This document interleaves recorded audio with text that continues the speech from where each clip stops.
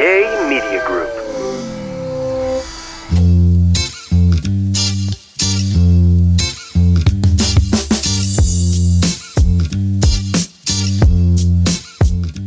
What's up, guys, and welcome back to another Spill the Beans podcast. Welcome back. We're back, and happy Monday. This is our very first Monday episode. How do you feel? I feel crazy, spooky, hilarious. No, Yeah. I'm excited. I think it's going to be a good thing. I think so too. I yeah. really hope that you guys enjoy this upload, just because it's like a start to your week. Mm-hmm. Your girls are catching up, are yapping. I think it'll work out for us too. If it works out for you guys, it'll work out for us too. Yes, please don't be afraid to tell us in the comments if you liked Friday better or if this is perfect for you. I think we'll just try it out this month. Yeah. And if you guys like really don't like it, we'll go back. Yeah. Please. We're just going to test the waters, dip our, ¿cómo dicen? Dip your toes. Oh, yeah. Oh, Dip our toes. Put the tip in. I mean, wait a minute. Esa es otra cosa. That's too much for a Monday podcast, babe. That's Friday activities. Literally. I'm sorry about that, girl. But yeah, let's start with our weekly update. Yeah. What do you have going on this week? Honestly, nothing much. I was telling Blanca, which I don't know why I didn't tell you before. I know. I was like, what? I'm getting married. I'm just kidding. Basically, Yeah. you're getting ready to get married again. I know. I'm actually really excited. So if you guys don't know, Luis and I got married it'll be 4 years this November. It'll be our 4-year anniversary. How? I know. It feels like it was just yesterday. It does. I was pregnant. You were so pregnant. I remember I couldn't dance because I had a pain in my freaking side. You guys left too because you were hurting, huh? Yeah, I was so my gosh. tired. No, but you lasted almost all night. Yeah, it was so fun, honestly. I loved your wedding. Oh, thank you. I loved my wedding too. I would have a wedding every year if Please. I could. That would be amazing. But I was telling Blanca that we took pictures the day of our wedding, but we had planned with our photographer, Melissa. Shout out to Melissa. I always tag her in all my pictures because she does all of my pictures. She's been doing all my pictures forever. What's the thing? She said it would be a good idea to just do whatever pictures we do that day. What am I saying? That day, and then book like a separate session for just Luis and me, like romantic photos, and vibe. More like timed photo, like less rushed. Rushed. Because that day I remember it was like, walk over here and parents and you and you and you. Yeah. Yep. I feel like this is gonna be good because you can just be calm, collected, and really take your time getting the perfect pic. Yeah. We were supposed to do that like a few weeks later, which we had it booked. I don't remember why we had to reschedule.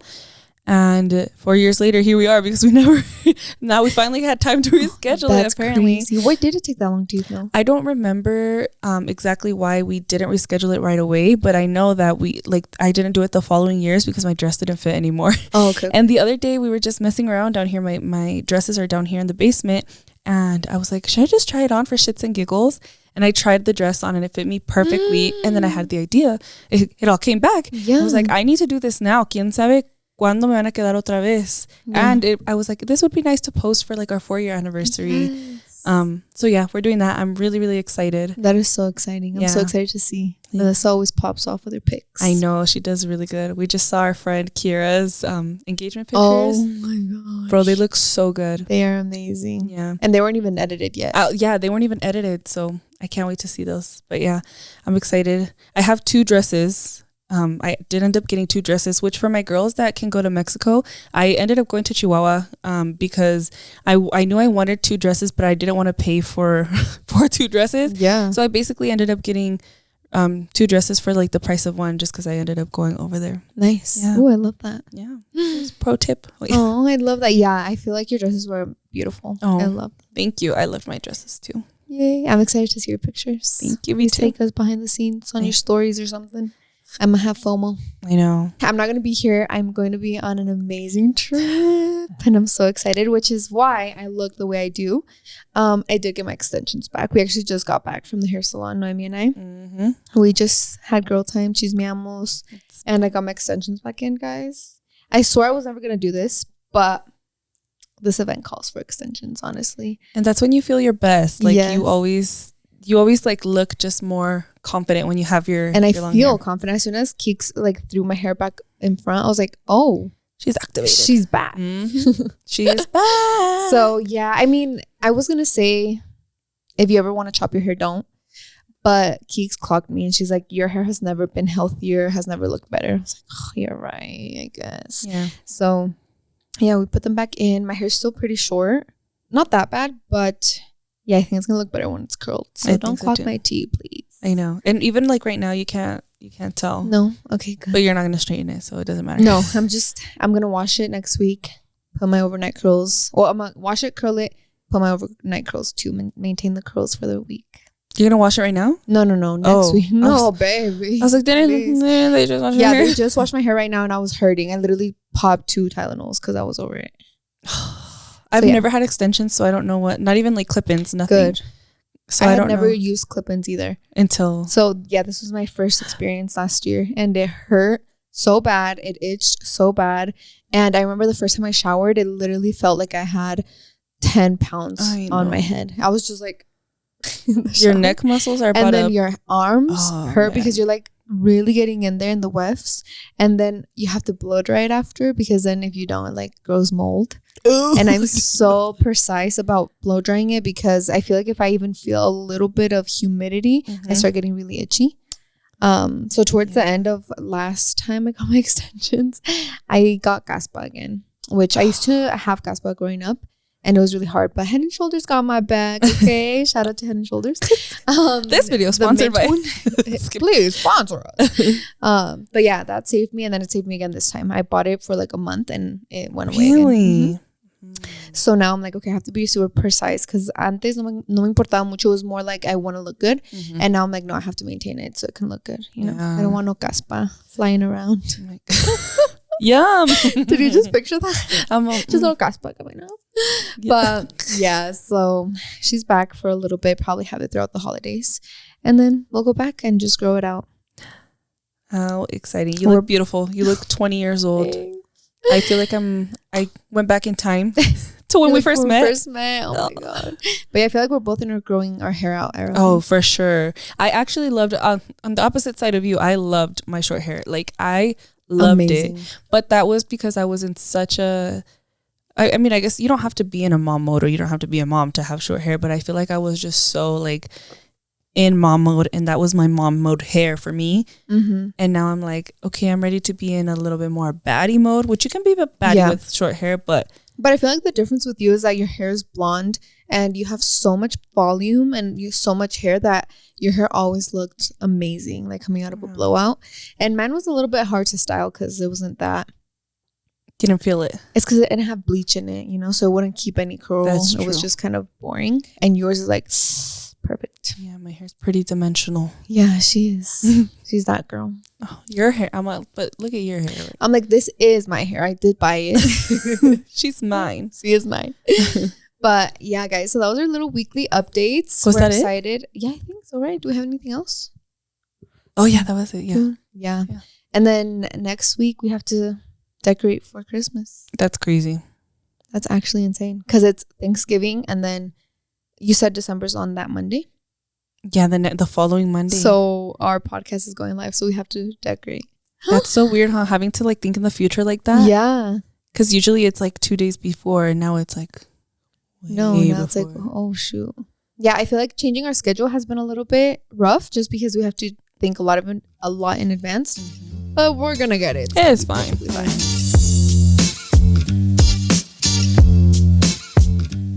This podcast is sponsored by Nurture Life.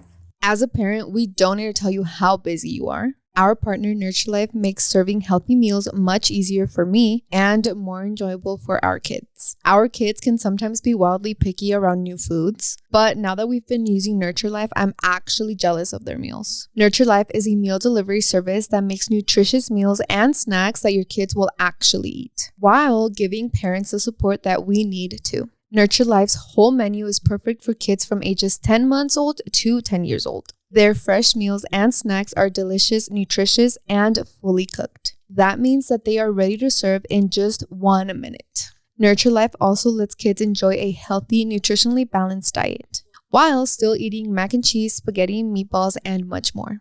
So parents can make sure that there is always a healthy meal that their little ones will love. That is why Nurture Life is the top meal delivery service for babies and kids, and it is even allergy friendly too. You guys, we are still on the Oaties that I talked about last time. They're like overnight oats for kids. And I might sneak some in for myself too. I'm not going to lie. They go way too fast in our household. But it's a little pre-breakfast snack. So we've absolutely loved them. So you might be asking yourself, how does Nurture work? Well, let me tell you, it is simple. Choose from more than 50 varieties of nutritious, balanced meals on their menu, from finger foods for babies and toddlers to kids' meals for older kids. Then Nurture Life does the cooking for you, and the fresh meals are delivered straight to your door in refrigerated packaging. Using Nurture Life takes so much stress and anxiety out of feeding our kids. We don't have to scramble to make healthy meals for them and worry about if they'll even like them anymore. So head to nurturelife.com/spillthebeans55 and use code spillthebeans55 for 55% off your first order plus free shipping. That's right, 55% off plus free shipping. Once again, that's nurturelife.com/spillthebeans55 and make sure you use our promo code spillthebeans55. Even if you aren't a parent with young kids, you might have parent friends that struggle with mealtime. So make sure you share our code so that our show gets the credit. Remember, put your little ones first with healthy meals from Nurture Life.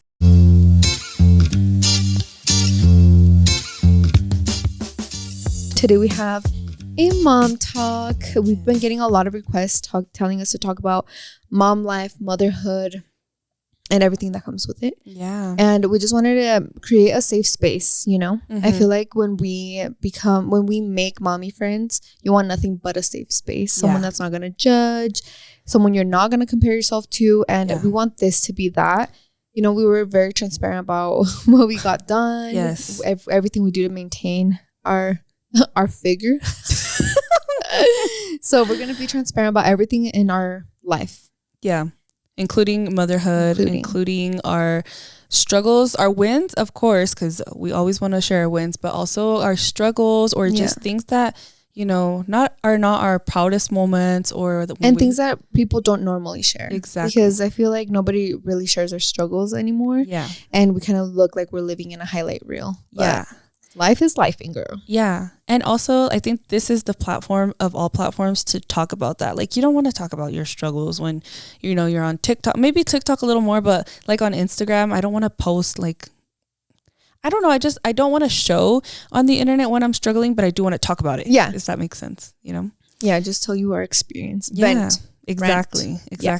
And I think today we're going to talk about how motherhood has shaped us positively and negatively, because it really just turns your life around 100%, 360. It turns you around. And I think today we can share a little bit about how it's changed us for the good and maybe not so good, like things that we don't love that changed about us. Yeah, for sure. Yeah. I think motherhood, whether you like it or not, or whether you want to accept it or not, it completely changes your life and forever. Absolutely. Like, I don't think that there's ever going to be a time when we're going to go back to who we were before we were moms. No. So when people are like, oh, being a mom doesn't have to change you, like you can still do this, like 1,000% you can still do the things that you did before you were a mom, but it changes you, your brain chemistry, the way you react to things, the way you are as a person. So we want to be a safe space and let you know, no, we all struggle with this. Like, just because we're not showing it 24/7 doesn't mean we're not struggling too. Yeah. It's kind of like that TikTok trend that it says, I mourn her, I cherish her, but I thank her for having them. Start crying. I'm like, I'm gonna start crying right now. Because it's like you said, you are never, yes, you can do the exact same thing, not the exact same things. You can do the same things, but you're not going to go back. Because even like you said, your brain chemistry, like, I don't think the same way I used to think. Absolutely at all. I was a little crazy. Like I was very selfish, and you cannot be selfish. No, not anymore. Not anymore. You got kids to think about. Yeah. Agree. All right, girl. Let me share. What are you going to start with? Should I do a positive or a negative? Let's start with the positives. Yeah, let's start on a good note. I definitely think motherhood has absolutely made me more compassionate. I feel like I was already very compassionate, very empathetic. But as a mom, you just think like, no matter how horrible a person is, that they are somebody's kid and they are the way they are because of somebody else. Yeah. It's very, very seldom that like somebody who's struggling, going through something, had a rough childhood or rough surroundings. Scientists say that the first 5 years of your life completely shape you.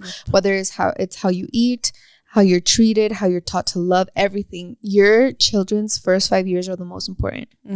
So when someone tells me like, oh yeah, when I was 3, but I'm like, that's literally why you're like this. Yep. Yeah. Like, and it's all coming together. I'm like, and 1 + 1 = 2. Yeah. What else? Oh, this is a big one for me. I used to have a hard time showing affection and showing my love. Like my love language was like nothing, because it was really hard for me to 0. Yeah, but it's so much easier for me to show love and affection now. Mostly with my daughter. I mean, I don't really be showing anybody else love. Like you show your kids, that's different. But especially for me, like my mom with me, and I'm not trying to say like she didn't love me, she didn't this and that. She also has a really hard time showing and showing her affection. So I thought I was gonna have a hard time with it, and no, I'm like, it was just so easy to love my little baby. I tried to give her different types of love, like giving her like cute nicknames. Like my mom never really, the cutest thing she calls us like "ay madre," like that's cute. But I'm like, I just try to tell her as many cute nicknames as I can. I physically try to show her love. What else? Like any type of way, I just try to show her love so that she can feel all the different languages. Yeah. Right. So she feels complete. Exactly. And that was really hard for me to show affection, because I feel like I never opened up before as much. Even with Luis, fun fact, when we first started dating, he would get so mad at me because I would be, even still to this day, like he wants to hold my hand and like give me a kiss. And I'm like, I don't know why, I'm not embarrassed of you. He used to ask me, are you embarrassed of me? I'm like, no, I have a really hard time, especially in public, just showing PDA, like showing affection. And I'm much better at that now. But that was really hard for me. Yeah.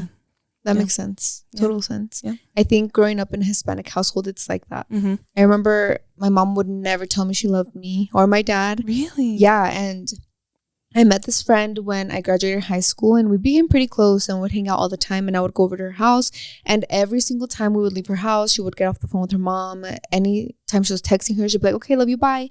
And that was just like every single time. And they had a rough relationship, but that was one thing that they always said to each other. And I remember coming home one day, I was like, I'm going to implement that. Like, I'm going to take it and run with it. And I started telling my mom, okay, love you, bye. So now my mom says that to my grandma and her sisters, like, okay, love you, bye. Which, like, obviously, te amo. It feels a little bit more like, oh, that's really hard. But literally, okay, love you, bye. We're texting, okay, love you, bye. So that's something I implemented when I met her.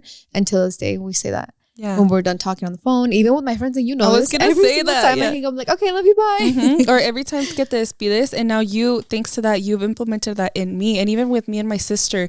Like, it's a little weird, saying love you to your sisters, but like my sister's super, super affectionate, and she's always just craved that, like saying like I love you at the end of a phone call or something like that. And so ever since we heard you say that, we always say that to each other, or we say it to my mom or my parents too. And like, it sounds so like silly, but it's like, no, like I love you. Exactly. But that's hard to say. Yes. Like, I love you. It's like, hard. Hey, I love you, bye. No, it's like, okay, love you, bye. Yeah. It's a little fast.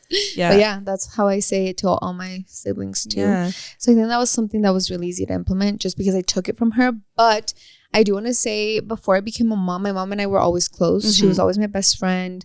I mean, there's not enough good things I could say about my mom. And it was that the affection was never really there. But I remember that the minute Franco came out of me, I looked at my mom with like whole new eyes. I was like, this woman has done so much for me. And going through like my postpartum journey with her, and she was there. She stayed at my house for 2 months, cooked us breakfast, lunch, and dinner every single day. She took 2 months off of work. Like, she was just my everything. And I was like, holy shit. Like, when you become a mom, you just have a way like more serious appreciation for your own mother, I feel. Absolutely. And that was just one thing that changed me completely when I became a mom, was wow, like moms are amazing. Yeah. Some moms. Yes. Not all of them. Unfortunately. We've heard some horror stories here or there. Yeah. But that was the one thing that motherhood changed me completely, because I was so, I don't even know the correct word to use it. I was like, because I feel like there's not a word to describe like that feeling. It's appreciation is not enough. No, absolutely not. It's just, is there a word for it? Like, no, that feeling that you get? It's like a surreal feeling of, oh my gosh, I love my mom so much more now because I'm a mom. And it's like, oh my God. Obviously, everyone's like, un día vas a ver. And now I'm like, oh my God, like my mom's right. When she wouldn't let me go to a certain party or didn't let me hang out with certain friends, I was like, but why? And I would cry, y hacía berrinches, and I'd be like, Mom, you're so mean. And now I'm like, how am I ever going to let Franco and Belen out of my house? Like, I'm not. Literally. You're staying in here, you know? So it's just like everything coming together. I'm like, oh, wow. Wow. Like she was right. I want to go back a little bit just to when you were saying like love you bye. My parents, not that they never said like I love you, but we would only like on special occasions, and they'd be like te quiero mucho. I never in my life heard te amo. Do you know that I started using that when I heard you saying to Franco, and I started implementing that with Penny, because I was like, no, like te quiero mucho, yeah, that's cute, but I'm like, that's not the sentiment I feel towards my baby. I'm like, no, te amo. And I started like the same way that you taught Franco, I taught Penny. Tú dices te amo, you know, and because that it's a different thing than te quiero mucho, you know? And I use that word so loosely, like to everyone. Every single person in my life has heard me say I love you. Yeah. Just because I don't know, I feel like I'm very, very passionate about my relationships in every aspect. And with Franco and Belen, oh my God, I feel like it just got so much more passionate. Like I will literally grab his cheeks, look him right in the eyes, and I'll be like, ¿sabes que te amo? And now every single day he's like, Mamá, ¿sabes que te amo con todo mi corazón? And it's just like, our parents didn't teach us that growing up. Nope. Like they didn't kneel down, get eye level with us and tell us, ¿sabes que te amo con todo mi corazón? You know? So like us doing that to our kids, that's already breaking a generational curse. I feel like people look at me funny whenever I'm like talking to Penny. I cannot talk to her from up here. I'm like, I'm so much taller than her. Exactly. And people look at me so funny because I'm like you. I'm like, I will get all the way down to my knees. I'm like, I am talking to you face to face because I want you to feel the first connection. Of all, she listens better. Yes. She's going to listen better. And second of all, yes, it builds a better connection, a better relationship. So I think that helps a lot. When you're not talking at them, you're kind of talking to them. Yeah. I agree. I definitely learned that from you. I learned a lot from you. I love that. I took one for the team. I know, literally. First. Thank God. I think something that might have changed me negatively, I'd say, is the way I don't care that much anymore about setting boundaries with people or cutting people off. Before I had kids, I was a people pleaser through and through. Like I wanted every single person in the room to like me. I wanted every single one of my friends to like me. And say I was talking to one friend and then talking to another friend, I'd be like, no, yeah, like I would agree with every single thing. Even if I didn't feel it in my soul, I would agree like, yeah, you're right. Like, you're right. We're right. I would hype them up. I would tell them I love them. And I feel like that's how I got really challenging relationships with my friends, because I've always been a friends girl. You know, I love having best friends. I love hanging out and play dates and everything. And I feel like with some friendships, I did go through hard friendship breakups because it didn't feel the same. And it was probably because they clocked my tea. You know, they're like, you're just literally being a kiss ass. Like you're not, you know. And it was just me trying to show love the best I could. And it was just like, if I agree to everything they say, that they're gonna love me, you know. Yeah. And I think it's just just daddy issues, nothing crazy. Me trauma dumping.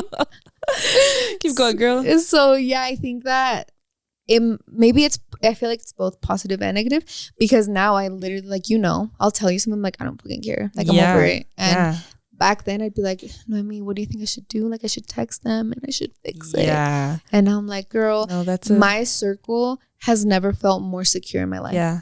That is so funny that you say that, because I have that in my positives. Okay. Because I feel like we're kind of in the same way. I was just like you, that I would... that people pleaser, that I didn't ever want anybody not to like me, or I didn't ever want to disagree with anybody. Exactly. And you're right, that's bad, because it's like, girl, grow some balls, like have an identity. It's just an identity crisis basically. But I have it down in positive, and I literally have set boundaries, but when needed. I feel like now that I'm a mom, I'm like, what kind of example am I setting if I'm not being authentic? I'm just being like, yeah. If you're not like secure in yourself and your decisions and your thoughts. And with that comes setting boundaries for her, especially, you know, like the people around. I think with that comes, we are so intentional with the people that are around us. Yes. If I'm not around you anymore, it's for a reason, you know, it's because I've decided to set that boundary. And yeah, I feel like I've always been really good at cutting people off. I think that's a Scorpio thing, honestly. I'm really, really good at cutting people off, but not setting boundaries. And I think it's easier to be like, I'm not talking to you, rather than like having those hard conversations and be like, I want you in my life, but this is not okay, and this is not happening. Oh, baby, I was a paragraph texter. Like, if I felt my friends were pulling away, or Jonathan, if I felt a relationship pulling away, I would literally send a long paragraph and be like over analyzing, like, hey, maybe I said this and you didn't think, and I'm sorry, and is there any way I can fix it? Is there any way we can talk? And now I cringe because I was like, why did I want to be liked so bad? Obviously, with my friendships now, I feel like I don't have to do much. Like, I'm just me. I show up, I love them, and that's it. I was overcompensating. I was like forcing them to love me, you know. And it sounds silly now, but I look at her and I'm like, pobrecita, like, you were fine, baby. It's okay. You don't have to have a lot of friends. No, seriously. And it's okay for, I've had to learn this too. I guess we can add this. I don't know if this is negative or positive, but it's okay for not everybody to like you. Exactly. No, like, it's literally like, I've literally learned this in the past few months, especially with, you know, just a more of a audience now. I am not everybody's cup of tea, and that is okay. Perfectly like fine. That is okay. And like, I think about it and I'm like, there's some people that I see on the internet and just, I don't love them or I don't like them, but it doesn't mean anything else. Like, it just means I don't relate to them, or I don't know, you know, it doesn't mean I have to love them. The same way, vice versa. Somebody doesn't have to love me 100%. And we can accept that and move on. We can, exactly. And it's okay. That's what I was thinking too. Something negative, because I feel like I've kind of just said positives. The moment that Penelope came out of me, like you said, I became more anxious. So I agree. Yeah, I am like 100% sure I had postpartum anxiety, and I should have got treated for it, but I didn't. The way that I mean, I'm sure moms can relate to this. When they're newborns, bro, you don't sleep, first of all, because you're obviously taking care of a baby and they're up, but I swear I also didn't sleep because you're just worried about everything. Did they stop breathing? Are they dead? Literally. That was literally my thing. I was like, is she dead? No, I would just like flip her over and she'd start bawling. I'm like, oh, she's alive. No, literally, isn't that the scariest feeling ever? So with Penelope, we didn't co-sleep. We had her in her bassinet, but then sometimes we would bring her into the bed, like, because I was breastfeeding, and so I would fall asleep. And every time I would fall asleep, I would literally like wake up, gasp for her and be like, and then like shake her, literally like be like, are you okay? Like, oh my God. And even still, sometimes I'm like, if I wake up and she's next to me and she's like positioned weird, I'm like, oh my God, wake up. Like, it's so freaking scary. I 1,000% agree. I remember before I had Franco, I was so obsessed with murder mysteries. And after I had him, I could not even like think about pressing on those videos because my anxiety went through the roof. Like, this could happen one day, this is gonna happen right now, you know. So I think I got anxiety, and it's crazy because before kids I never experienced anxiety. And so now I'm like, is this anxiety? Because this sucks, and I feel for everybody that has to deal with it. But I agree. That did change negatively. I also agree that I don't think I had anxiety before, and it was like a rocket. It's a scary feeling. It's so scary. And even now, I'm like, what? It's like you said, like, how are we gonna leave these kids? Like, let these kids leave the house. I can't even think about putting him in school. Same. I like look at him and I'm like, no. Same. Are they gonna be nice? Are they gonna treat you the same? And there's so many kids, and are they gonna pay attention? It's so hard. I know, it is hard. Yeah. Now I'm sad. Now I want to go hug my kids. This one's a little silly. I think it negatively has impacted me, motherhood, because it's enhanced my poor time management skills. Same. Blame it on the kids. Yeah. Well, before I just blamed it on myself, and now I'm like, no, it's actually crazy because Penny's about to hit 2 years old, and I'm like, this girl, I used to negotiate with her. Me and her were so cool, and now I'm like, dang, she doesn't care what I say. A veces se tira, and she's on the floor, and she's not getting up. No matter what I say, there's nothing to get her up. My last resort, sometimes I'll have to, bribe her a little bit if I absolutely have to, but I'm like, girl, we gotta go. And she'll just lay on the floor and no nos vamos y no nos vamos. Literally. I feel like piggybacking off of that, something that changed me negatively, because I was already kind of unorganized before and a type B person through and through. Well, now I'm a type F. a type fuck it up, fuck it all, fuck it and go. I genuinely think that after having my kids, I just like all the mental load. I'm like, fuck the mental load. Like, you want to go outside? Let's go. The laundry's still there tomorrow. And I think that that's something really, really rough. I'm really working. I feel like this year has been my transformative year. Like I have really, really stepped into my homemaking era. So antes, my house was actually upside down all the time. This time, my laundry's done. The kids' laundry is done. I sometimes make my bed in the morning. Franco's bed is always made because, I don't know, something about a toddler. Like, your kids are more important than you. So I'm like, at least his bed is done. I really prioritize cleanliness. Like, I know my mom has always said this. A house can be a mess, but it has to be clean. Because you can tell as soon as you walk into a house and it's not just messy, it's dirty. And that's one thing I feel like I've really stepped into this time in motherhood is like my cleanliness as a mom. But yeah, I feel like my type B person went to type F, and I run out of the house. I don't care if there's a mess on the floor. Like, I'll go to sleep and I won't reset the kitchen. And so in the morning, I'm like, fuck, I have to wash all these dishes now. It's because that ties into like your energy. Like I would be so good. Luis and I were so good. Like, my house used to be spotless. Like, just absolutely, it was always clean. But why? Because that's all I did. Yeah. And now I'm like, I shouldn't have set that for myself, that standard for myself, because now I'm like, it drives me nuts. We were just talking about this earlier. It drives me nuts if my house isn't 100% spotless, and I have to like train myself to be like, it's okay. It's like you said, it's still going to be there. And even if it's not there, it's going to happen again, because you know what? My little baby does not care that I cleaned her little kitchen 3 times already. She doesn't care because she's going to spill the toys a 4th time, a 5th time. So I me tengo como loca 3 times a day cleaning the same thing over and over. Como si mamá estás más loca tú. Exactly. Because why are you? Exactly. That's the one thing I said for the kids. And something that I sat Jonathan down and talked to him about, I was like, babe, if the kids spill something, if the kids draw on something, if the kids want to have their toys all out, do not get mad. Like, don't ever be like, oh my God, don't do this. This is their house. And something that my mom has always implemented, and it was like, it's growing up with a brother where he would literally fart, and I'd be like, you're freaking disgusting. And my mom's like, this is his house, and like, if he's comfortable here, that's perfect. Afuera, okay, yeah, don't be farting out there, you know? So that's one thing that I told Jonathan. I was like, at my house, the kids can scream and jump on the couch, they can throw their toys, and I still have boundaries as to, okay, you're done, put it away. And I always, every time we're gonna leave, we're not jumping on anyone else's couch. That's just at our house, you know. Like, Nina's house. Yeah, you can jump at Nina's house. I'm like, I'm not even scared of that, because you like, I feel like we got so used to how you and Luis are ever since we met, that I was like, do not jump at Nina's house. And then you tell him no, and I'm like, let him jump. And then Frank was like, who do I listen to? I know. I'm like, the owner of this house.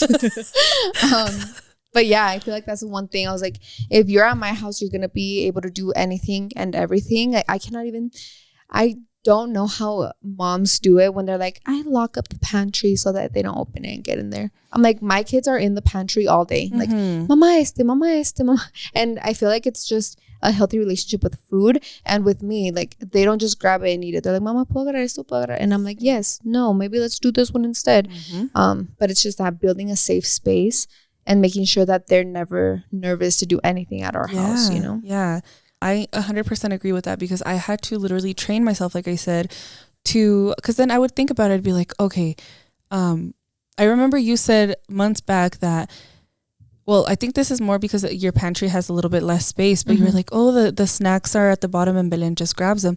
And I thought, where do I put the snacks? Mine were at the top, like the very top of the pantry, and I moved all of Penny's snacks to the bottom, because I'm like, why would I do that to her? Of course. And then it makes it, because when she wants a snack, she'll just tell me, you know, snack, and we'll walk over there and she just grabs one, or she grabs it and she needs me to open it for her. She asks for it, but I'm like, why would I take away her snacks? Like, they're her, I buy them for her, so why wouldn't I make them accessible to her? So I put them all just in the pantry at the very bottom, so she can just grab whatever she needs. Because you're right. Why would I not want my kids, in my case, my kid, to be comfortable at her own house, grabbing whatever snacks she wants? I don't let her jump on the couch, but that's because I'm not there yet. Like, give me some time. No, and I don't care. Like, for example, I think it's just because she's smaller, but like Franco, I don't care that he like, en serio, no me da like como se dice, no me da cosa, no me da nada. Like, I don't care that he jumps on the couch. But I think it's just because Penny's smaller still. And also my couches are a little bit dangerous. They're a little, I don't know. But I think like Luis, for example, he is so, I think we're both so OCD, but he is so like, oh my gosh, like he still gets really upset like when she spills things. And I'm like, what are you going to do? Yeah, it's just something that you slowly grow into for sure. I think that I've been really patient my whole life. So when they spill things, I'm like, oh, well, agarra una servilleta y limpiarlo. And that's one thing that I've really changed to. And I think positively is that I'm not an overreactor anymore. Like something would go wrong back then and I'd be like, oh my God, are you kidding me? Like I could have done this. I'm so stupid. And now I don't overreact because I'm like, I can clean it. Yeah. You know? And that's the one thing like Franco would be like, oh. And I think it is because is this the name of the book? I read a book called Glass of Spilled Milk or probably Spilled Milk. And to cut the long story short, it's basically this girl, she's dating this guy. She's over at his house for dinner with his parents and she spills a glass of water and she gets up and she's like stressing out like, I'm going to clean it. Like, I'm so sorry. Like literally like about to have a panic attack because she spilled glass of water. And the boyfriend's parents are like, honey, it's okay. Like, let's clean it up and keep eating our food. Yeah. And she's like hyperventilating like really bad. And then, yeah, like in the story, it goes that whatever she spilled, her dad would get up and like hit her, you know, and he would abuse her and be like, you're so stupid. Like a little kid, you know, mind you, these babies are literal babies. And I literally kept that with me. I'm like, why would I instill that trauma into my kids? Like it's literally fine. Get a napkin and clean it up, you know? Exactly. It's something to tie in with that. So Luis is so clumsy. My poor husband is the clumsiest person I've ever met. He like literally every single week he's hurt in some way, shape or form, or he like spills something. And it's very, very common for him to spill things. I grew up like that. Like I wouldn't get abused, but like my parents would be super upset when I spilled something or like made a mess or something. They'd be like, oh my God, you know, even just like a small reaction, you feel uncomfortable. So I grew up in that way and I was not parenting him, but projecting that onto him whenever he would do something. Like I'd be like, oh my gosh, you're always causing that, like just like blowing up on him. And for what? And when I had Penny, thankfully this changed. I started looking at him and be like, why are you being so mean to him for an accident? Because like Penny would make an accident and then he would get mad and I'd be like, why are you upset at that? And then I'm like, wait, I'm doing it to you. I'm so sorry. Yeah, you're like reflecting on yourself. Yeah, so I had to learn to be nicer to him. And I'm like, it's an accident. Like you said, it can be cleaned up. Like it's not that big of a deal. And I did have to learn that. Kind of with my husband, you know, more because I was like, how am I going to have all this patience for my kid and not for my husband? Yeah, which is almost the same as your kid because I feel like guys les gusta que les hables bonito también. Yeah. And yeah, that's the one thing with Jonathan too. I'm like, honey, like don't get mad if they spill something, if they do something, because like the wall can be cleaned up, the water can be cleaned up, the glass can be replaced, like everything's going to be fine. The way that you made him feel will never change. Exactly. So if he's like, this is the one thing. And I think it ties in with like kids being essayed and like all of that. If they're not comfortable coming to you and telling you something, then when something bad happens to them, they're not going to tell you because they're like, oh my God, they're going to react and they're going to get mad at me and they're going to punish me.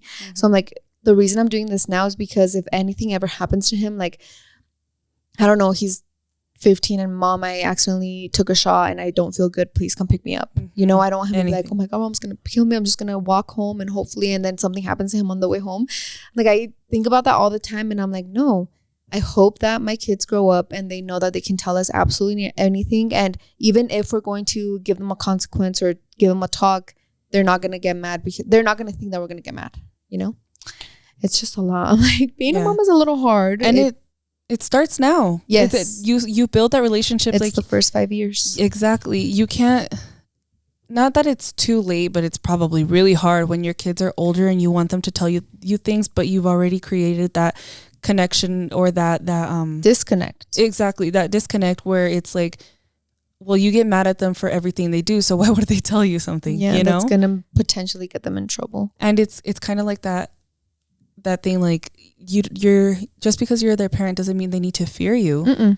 The opposite, actually. Like you don't have to be their best friend, but you also don't have to be their enemy. Exactly. Discipline. I think a lot of people with gentle parenting, the quote unquote gentle parenting. I hate those words. I'm like, it's just being nice to your kid. That's it. But I think a lot of people think it's like letting your kids push you around. And I'm like, you still need to discipline your kids. Like, discipline doesn't mean like putting the fear of God into them. Discipline can literally mean you're putting your foot down. And if you say, I'm sorry, I've told you we're not doing this and we're not going to do it. It doesn't mean you have to traumatize them in order for them to learn that consequences exist. Yes. And good and bad consequences. If you do good things, you're going to have good consequences. If you mess up, you're probably going to have bad consequences. Yeah. I have said this before, but I'm like, I don't love the term gentle parenting. I love the term intentional parenting because you're intentionally being a good parent. That doesn't mean you're letting them walk over you. Exactly. And that's the one thing I've also instilled with Franco, because he's about to be 4, which means that he's doing a lot more curious things. And he is just, I mean, he's been such a calm boy his whole life. So now that he's like doing a little travesura here and there, I am like, okay, I have to be so intentional where si haces eso otra vez, ¿sabes qué? No va a hacer eso, no va. And we've done it before. I literally, what was the last thing I did? I think he was like playing with his King Kong Godzilla, which are his favorite toys in the world. And he did something. I can't remember. See, it's not even that big of a deal anymore. But at the moment, you're like, you have to be a little bit intentional. I was like, si sigues haciendo eso, te voy a quitar tus toys. And then he like looked at me, and then I turned around and he did it again. And I was like, dame tus toys. He's like, mamá, lo siento. Le digo, dámelos y ahorita te los regreso. Okay, so yeah, I gave it to him. And he like went and played something else. And then later I was like, okay, aquí están tus toys, por favor. Cuando te diga, okay, mamá, sí voy a hacer caso, you know? And it's, you don't have to be like, I fucking told you to stop doing that shit. Go to your room, you know? Yeah. So it's intentional parenting. Yes. I also want to add that I know it's harder because I've seen it when it's multiple kids. Like, I know if you have 4 kids and it is so hard. I just, you're so overstimulated, you know, when there's more than one. It is definitely easier when it's only one or maybe 2. But when there's multiple kids, it is hard. But also, like, think about, this is your kid's childhood, you know, like.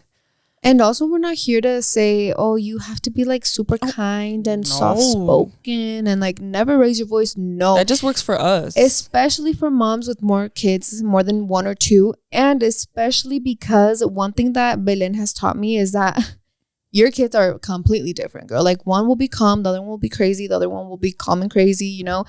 So we're here to say whatever parenting style works for you, go ahead. And I feel like everyone has had moments where you yell at your kids and you're like, oh shit, I shouldn't have done that. Or I had a really rough night last night and this morning I yelled at them. As long as you can understand what you did and you're self-aware and you can go and be like, hey, I'm so sorry that I yelled at you, that's already amazing. Exactly. You know, it's not, oh, you're a terrible parent if you yell at your kids. No. It's that awareness, being aware, like you said. It's just like, oh my God, this morning I was so tired. I yelled at him. Let me go and tell him, hey, like, I'm sorry, I didn't mean to make you feel like that. I was just a little bit tired, you know? Yeah. And not be like, I don't know. One thing that I have always implemented too in our parenting is not making our kids feel like burdens. Like, oh my God, it's because here you come again and I'm doing this. No, you know, like, you brought them into the world. So you have to be so intentional with how you love them and raise them. And I know we all have bad days and tired days and crazy days. But as long as you're intentional, most days I feel like the kids will turn out good. I know it is hard, and like, I think we've talked about this before, there's no manual. And whatever works for you. I think it's just hard because we have to be so selfless and think about them. Like, yes, it's like you said, yes, you're having a hard day and like, we're living this life too, but also like, it's so transformative for them. It's so, I don't know what the word is, but I also think something that could help is that it's easier to instill a good relationship and a good connection as toddlers and kids than it is to try to reverse the damage that you did when they're teenagers. Exactly. Because every teenager is crazy, point blank, period. It don't matter who they are, how they were raised. Every teenager goes through a rebel phase. But if you have that connection and that trust and that safety built up between your relationship, I feel like that's going to be perfect. So something that I always talk about too is like, remember that what you're doing now is going to come back to you later. So do you want to be so happy that you did what you did when they were kids, or are you going to be so stressed and taking them to therapy sessions because you don't know how to get through to them? Yeah. whatever parenting style you have or however you parent, it's going to be hard. Just pick your battles, you know? Yeah, pick whatever you want to fix in the future. Pick it. What was I going to say? I was going to say one more thing and I forgot. But maybe I'll remember here in a bit. Yeah. We all actually wanted to see your point of view. And we asked you guys on Instagram to send us how being a parent has changed you positively and negatively. And a few of you guys sent the answers in. So I did want to share those with you. Is there something else you want to say? Yeah. Another just really quick negative thing is the mom guilt. Oh man. And that nobody can escape from that. No. Like I don't think there's really anything to do to quote unquote fix it, to make it better. I think it's just there and it's something you live with, and you pick, once again, you pick your battles, you pick what you're going to feel guilty about. Like, is the mom guilt going to be more than the experience, or you're going to feel worse about missing the experience? Like, it's just... Yeah, and it's also, you can't run with it. You have to know how to live with it. Yeah, so sometimes, I mean, you're going to be out and about and you're going to remember like, oh, they're just waiting at home for me. But like they say, you need your time. Whether you're out getting your nails done, you're out at a party, whatever it is. It's one day and like for 5 hours out of the day. So don't ever let it take over. Yeah. Another thing I'm going to say, really, this is both negative and physical, positive and negative, but I think physically it's only negative because the way you feel about yourself is negative when your body changes physically. I think it's obviously positive because, like, thank God your body did that. Thank God you are able to do that. It's just the feeling that you get. And maybe not everybody feels this way, but I'm like, postpartum physically, I don't want to feel that way again, you know, physically. And I feel like it's hard to not let it take over you, because you're like, oh my God. And I feel like it's hard to focus on that. I look like this because I had a baby, because you just want to say, I need to look thin, I need to look this, I need to lose the baby weight. And I think that's something very unhealthy too. Yeah. Because it literally takes 2 years to fully recover postpartum. So there's like moms that at 6 weeks, you're like, all right, I'm clear, I'm going to go work out. And it's like, baby, just take a seat, like rest, lay down, rot in bed, snuggle your newborn, because they're never going to be this little again. Like, you know, when they're just newborns and they don't even roll. That's crazy. I forget that. Like, they just lay there and I'm like, one day you can just leave them in the bed, go to the bathroom, shower or whatever. And now you're just like, sleep. And now you're like, where the heck is she? I hear her up there. I know. So take advantage of the newborn stage. Yep. Oh, I'm like, have another one. No, it's your turn. I'm gonna skip this turn. No, please. Let's see where your responses were. So this one says, negatively, I felt exhausted, overwhelmed, and sometimes guilty for needing a break. But positively, what true strength, patience, and love really mean made me more selfless, but also stronger. I agree with that 100%. I think I didn't learn. I was so selfish. Like, and I was intentionally selfish before I had Penny. And now I'm like, I had to learn what true selflessness is. And I think that's so beautiful, because I didn't think I had that quality in me. I didn't think I have it in me. That was deep in there. But but it came out. This one says, I stand up for myself more. I used to be a people pleaser, but I've learned to put me and my babies first. Clock it. That's very important. That was me. Yeah. Now I'm just like, it's me and my family. It gave me purpose. Oh, negatively, less time for self-care. The mom guilt is real. Exactly. Yeah, I think that's something, I guess, more negatively too. That sometimes, I feel like sometimes we're so overwhelmed and tired and exhausted from the daily duties that I'm like, at the end of the day, the last thing I want to do is go to the gym. I want to order myself an ice cream and rot and scroll. Yeah. Again, it's that time management. Like, I feel like I've gotten way better at scheduling myself, and I'm more disciplined. Did I say that? No. Okay, I think that was on my top of my list, and I forgot to add it. That's the most important part. Yeah, I was so undisciplined before, and now I'm like, I feel like I'm so disciplined, because I'm like, if I have an extra hour, what am I going to do? Try to do something productive because you're going to miss that time, baby. Yes. Sometimes I feel like it's 50-50. One day I'll be like, yeah, let's clean the house. And the next day I'm like, yeah, I'm going to scroll for 3 hours uninterrupted on TikTok and nobody can tell me anything. And that is the perfect way. This one says, I consider myself extra reserved now. In the best way possible, I protect our peace. I love that. Yeah. Sometimes I'll be yapping too much. I love being a mom, but I don't have time for myself. And I think that slowly comes back, the time for yourself. I know when you become a mom, it's overwhelming, especially as a first-time mom. I think it's overwhelming in every aspect, but they do grow. They become more independent and you have more time for yourself for sure. Motherhood made me run back to Jesus. I want to be the best I can be. Aww. I think that's something that changed me positively too.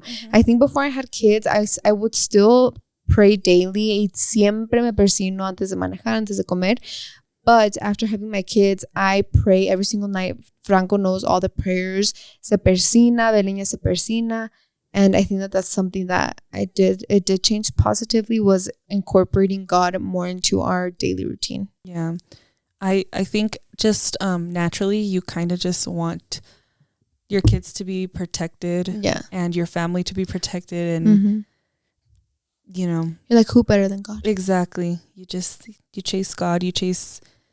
I think it's also different than religion though, because I feel like I do crave God more, but I don't really love any religion that much, you know? Yeah. Negatively, we didn't talk about this one, and this one's very relatable for both of us. Negatively, the way mine and my partner's relationship shifted, it took some adjusting. Some adjusting, baby. We could do a whole episode on that. We could do a whole episode on motherhood and marriage. Yeah. We should name it Motherhood and Marriage. Literally. Wow. Stay tuned. Honestly, yeah, we could go into that, but that would be a whole hour of us yapping. So we could do that next time. If you guys want to know, because I know that marriage becomes 10 times more challenging after you have kids. Yeah. So let us know. Positively, they lighten my day with their crazy things they do or say, their imagination. Yes. Negatively, I feel like I can't do basic things like I used to, like clean, cook, have a clean room. Dead. Exactly. Yes. I'm like thinking about my room right now. I have 3 baskets of toys in there right now. Oh, just like, girl, don't think about that. Be here right now. I'm gonna look at this mess instead. Negative is I'm a very bad overthinker and separation anxiety. Separation anxiety, especially when they're babies. Oh yeah. And then in a positive way, they keep me going and the love is always there. 1000%. Yeah. Somebody said, I lost myself the first 2 years. I'm just now starting to feel myself again, but she's my bestie. Yeah. And honestly, you do. For the first 2 years, you don't know where the heck you went. And then they turn to you, you're like, oh, shit, girl. This you? Yeah. This all you right there.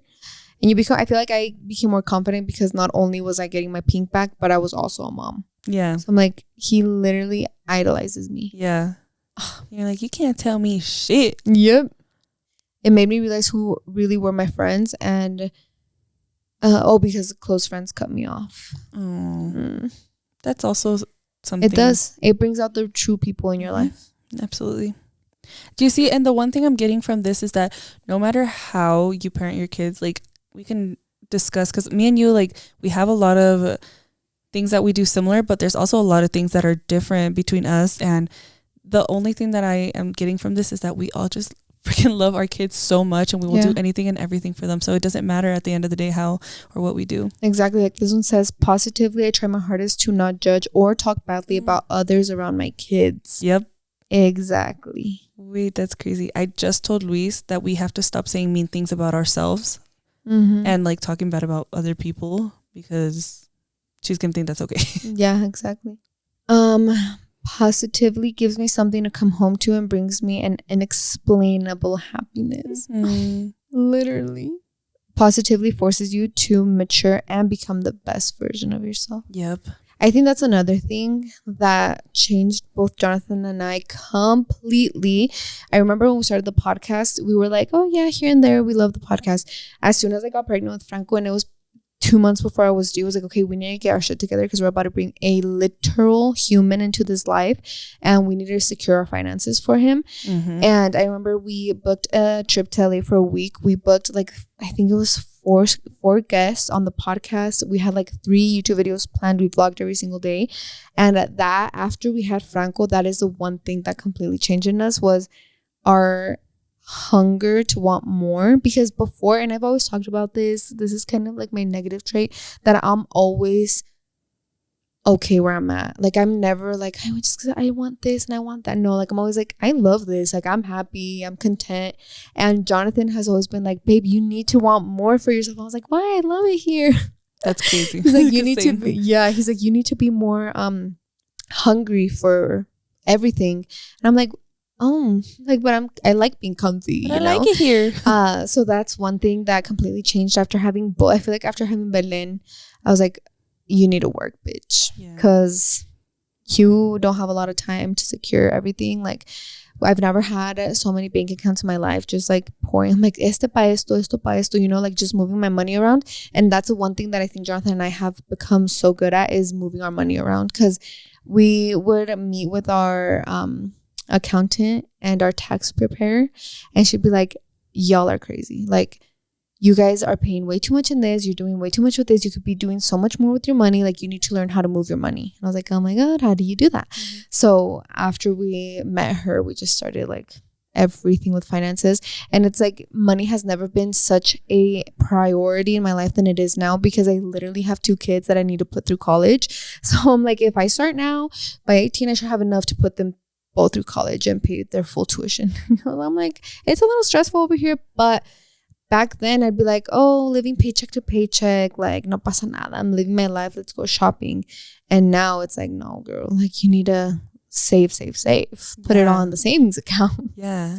Being financially literate is actually so fucking hard, because we're not taught this. And like you said, if it wasn't for your accountant, like, who's supposed to teach you that? Like, she's like, you need to move your money and not owe it to Uncle Sam. Mm-hmm. I'm like, oh. Who's Uncle? Just kidding. ¿Y quién es el tío Sam? ¿Y quién es ese mujer tío Sam que nadie quiere? But yeah, and also credit cards. So I think growing up, all of our parents were terrified of credit cards. Yeah. They were like, don't ever open a credit card, buy everything cash. And then I'm like, so how do you get a credit score? And I remember one of my friends used to work at the bank, and she's like, hey, just come and get a credit card worth $250, which was all I could afford at the time. I was 19. 18. And she's like, this is literally going to cover your gas and your groceries. Just make sure you pay it every month. And sure enough, within a year, I had a 650 credit score. And I was like so proud of that, right? Which is nothing really to be proud of, because I didn't really good. Really, as a 19-year-old. Yeah. So I was really proud of that. And then when we got married, had kids, and we had a car, I think it was like right after Franco. Before I had Franco, I had nothing but one credit card that was like $350. Mm-hmm. And then after I had him, I started like listening to like credit score, and you have to do this and you have to do that. And if you like pay with a credit card, you're more respected and blah, blah, blah. And I was like, what? So I ended up, my first credit card, like real credit card, was my Southwest. I don't know if you remember me talking Kaylee's ear off about it. Mm-hmm. I'm like, Kaylee, what do you think I should do? Mm-hmm. And she was like, just apply for it. Get it, girl. You're going to get 100,000 points. And after that, I opened 3 more. And I literally told Noemi this earlier, but our flights to Mexico were free just because I've been using my credit card. Mm-hmm. I'm like, that's amazing. Why does nobody tell you this? No, exactly. And I think in the Hispanic community, we are so scared because credit cards can be scary if you don't know how to use them, if you don't use them responsibly. But I'm like, they have so many perks. Yes, use the government's money. Yes, like, why would you use your money? Yeah, and get rewarded for it like that. Like cash back. Imagine you paid all of those flights cash. All of those all those flights that you recruited the points for. No. And even with like my Southwest, I literally get, I think, $150 every time I buy a flight now, because of how much I've used it in the 2 years that I've had it. So I'm like, how? Like, nobody tells you this. Your parents don't send you down. Like, get the Southwest one, or get whatever airline you fly through the most. Get that credit card, and you do this and do that. And nobody tells you how to move your money. So if one thing we're going to teach our kids, it's going to be how to be financially literate, you said, and responsible. And there's like something, I was listening to this other TikTok that was like, if you do this and this and this, by the time your kid is 18, they'll have a 650 credit score or something. So I'm like, all right, I'm gonna do it right now. I'm gonna hop on that right now, because your kid's future is literally in your hands. And one thing that I have always thought about, and this is my hot take, Nepo babies are not necessarily bad, I'd say. I think that too. To be honest, this is why we're comadres. I know. Because when people are like, you're just a Nepo baby. That's your daddy's that's your daddy's money. Good. Obvious. Isn't that what you literally work for? Exactly. One thing is being like arrogant and like conceited and you hate people and you're just like a brat. But another thing is like my one friend that I never stopped talking about, which her dad owned an amazing restaurant. They were rich, whatever. She never gave off that she was rich. Mm-hmm. She was always so humble and nice and perfect. I loved her so much. And I'm like, that's what you want your kids to be like. No matter how rich you are, how poor you are, when your kids are good people, that's it. That's when you made it in life. But I'm like, I want my son to be like, yeah, my dad bought me a car. Yeah, my mom got me a credit card and now my credit card score is this. Oh yeah, my parents give me allowance. Yeah, it's my mom's money because she's been working for it since I was born. Isn't that the point? Don't you want your kids to be 1,000 times better than you and have 1,000, and not just, I'm not even just talking financially, in every aspect. Don't you want your kids to be better in every aspect of life? Yes. That reminds me of this girl that, well, I actually went to school with her brother, but I heard that they would always tell her, my sister went to school with the girl, and they're Mexicans that are really, really well off. Like they have a freaking nice house. They like todo un orgullo hispano. And she would get bullied at school because they'd be like, well, that's just daddy's money. I'm like, if our kids are going to be bullied for something, I hope it's that, because I mean, I hope not. But if that's the thing to get bullied for, I'm like, it's sad, but it's just projection, because, you know, a lot of us, that's what we want. Mm-hmm. We want for our parents to be able to do that for us. Yeah. Because granted, I think our generation grew up being like, well, my parents couldn't give me everything they wanted to give me. So now I had to work hard for it. Mm-hmm. Perfect. So now then you get the chance to give your kids everything that they've ever needed. Yeah. And I'm not saying spoil your kids and buy them all their toys, buy them the newest car. I'm saying if your kids are well off because of you, that's amazing, you know? And teach them, like you said, teach them how to use the tools financially in every single way so that they can build and just be, why would we want our kids to struggle? Like never that doesn't make sense to me. I never ever want Penelope to struggle if she doesn't have to. Like yeah, that was my good hot take. Yeah, that's a good take. I totally agree with you, and we've never talked about this. I know. I was like, I'm glad we're on the same page. Yeah. Somebody said, I would give my life for my kids, but I have seen that she has been more irritable and stressed with motherhood. Two things could be true at the same time. Exactly. Like you could be stressed and still die for your kids. Exactly. These kids are stressful, girl. Trust me. And it only gets harder. Dicen por ahí los pajaritos que tienen teenagers. Yeah. And I'm sure the more kids you have, the more stressed you are. Probably. I don't know. But when they're adults, it's all worth it. I know. Somebody said it helped me understand my mom more now that I'm a mother. Yeah. Yep. Oh, this one says, as a new mom, I have learned not to care about what other things. Oh, I'm sorry. As a new autism mom, I have learned not to care about what other things other people think of every situation. Yeah, because you can't care. Like, who cares? Who cares if they think?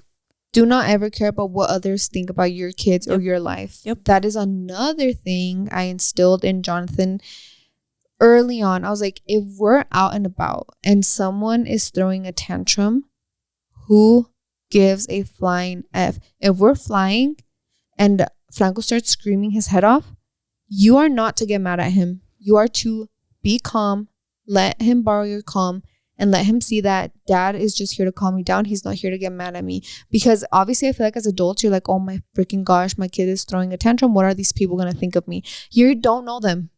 And you're never going to see them again. And that's with every, like, when we're out in public eating, at the store, in a flight, wherever it is. I'm like, your child is more important to you than these people, because you're never going to see them and you have to live with your child for the rest of your life. So are you going to want them to be like, my dad was always so nice to me and patient with me?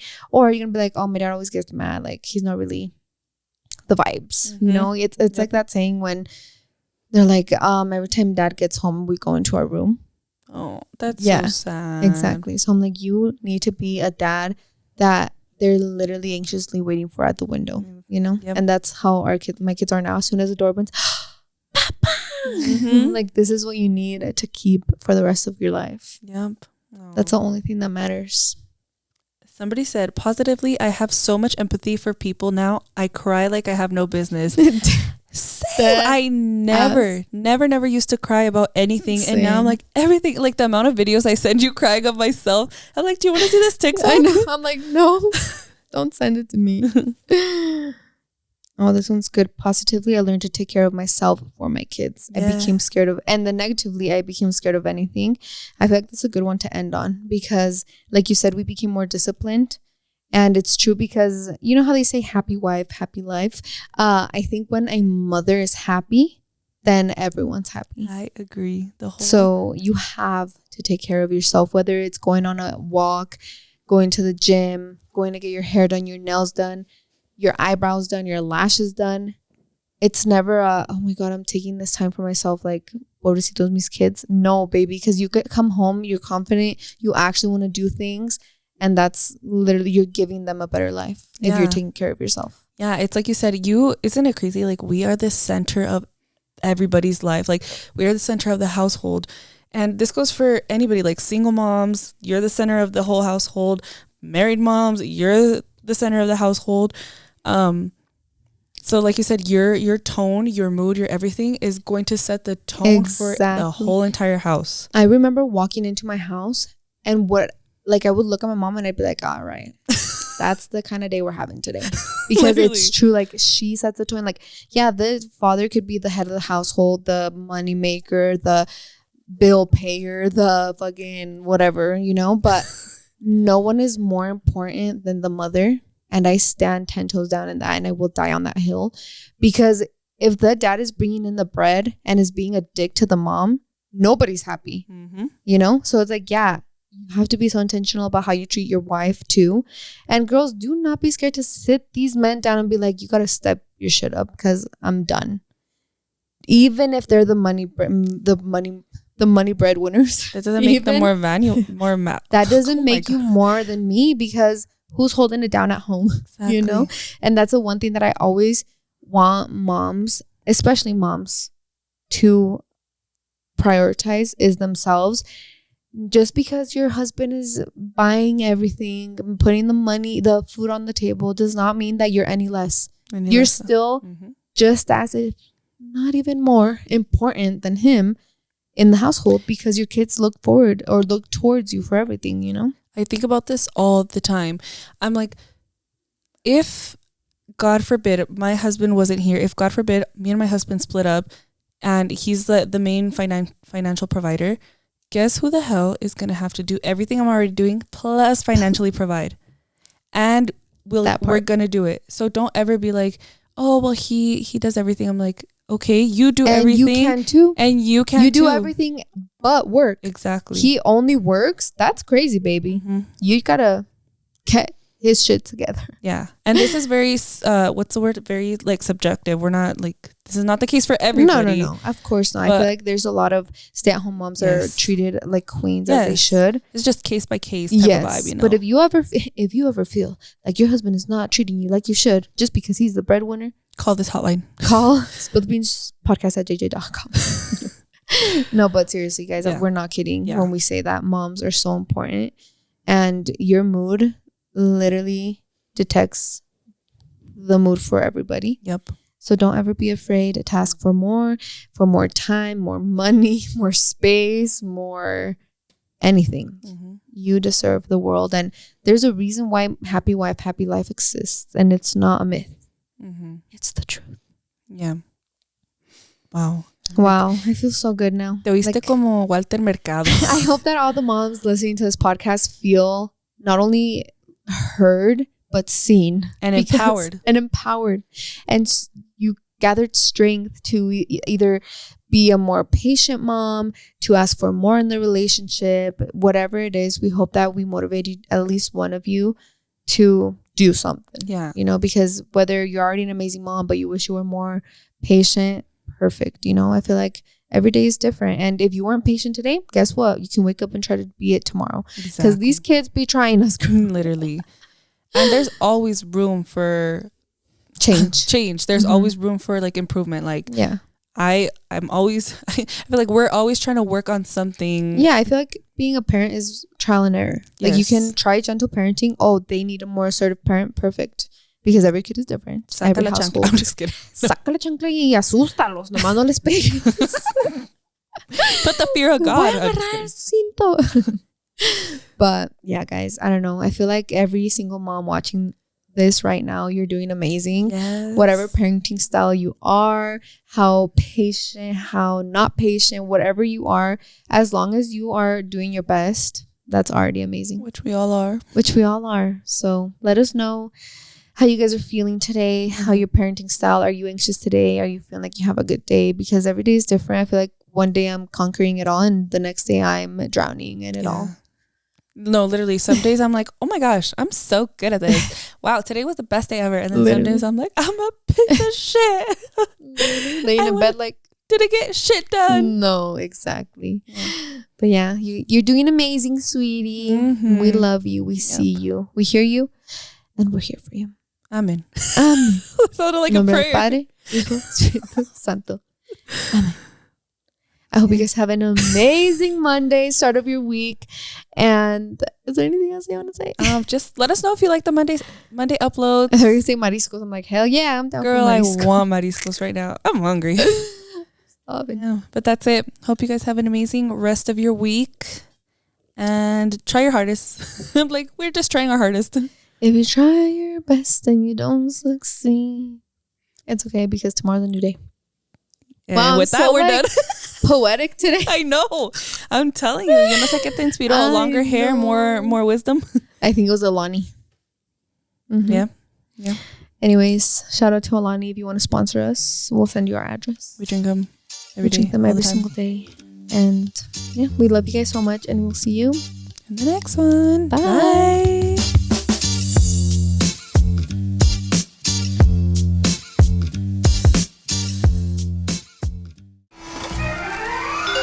Yay Media Group.